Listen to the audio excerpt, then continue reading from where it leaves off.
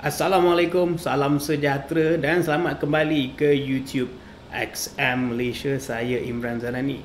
Pada video kali ini, kita akan terus berbincang tentang saham.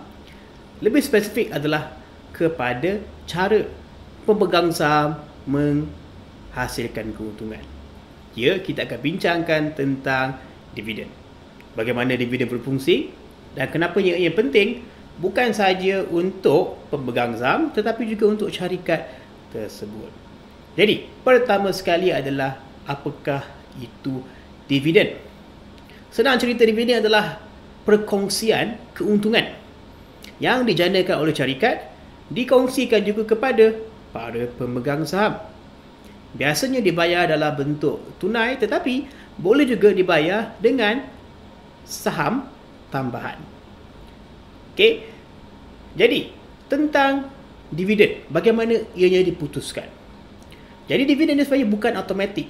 Tak semestinya tiap-tiap suku tahunan syarikat kena keluarkan dividen.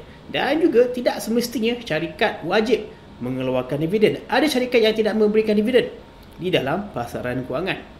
Jadi, keputusan tentang dividen jatuh kepada lembaga pengarah, Board of Director. Mereka lah yang akan putuskan sama ada nak memberikan dividen atau tidak, berapakah jumlah dividen yang akan diberikan, bila dividen akan dikeluarkan dan sebagainya, ya.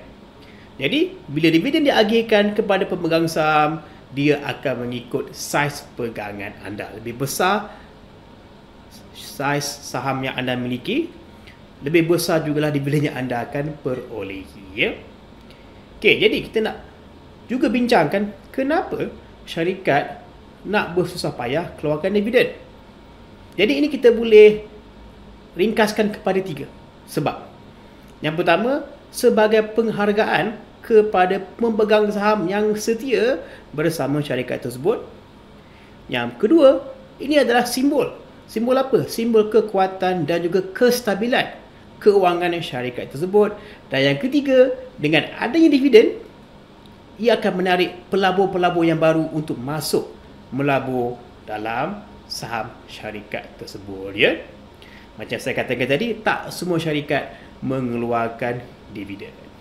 Okey, jadi kesimpulannya adalah dividen ini adalah salah satu cara untuk pedagang, pelabur menghasilkan keuntungan dengan memiliki syarikat. Jadi kat sini adalah sangat bermanfaat jika kita belajar, kita analisa tentang dividen yang dikeluarkan oleh sesebuah syarikat, berapa konsisten syarikat mengeluarkan dividen dan berapa jumlah dividen yang dikeluarkan. Dia akan memberikan kita lebih gambaran tentang kekuatan keuangan syarikat tersebut, membantu kita membuat keputusan dagangan yang lebih baik.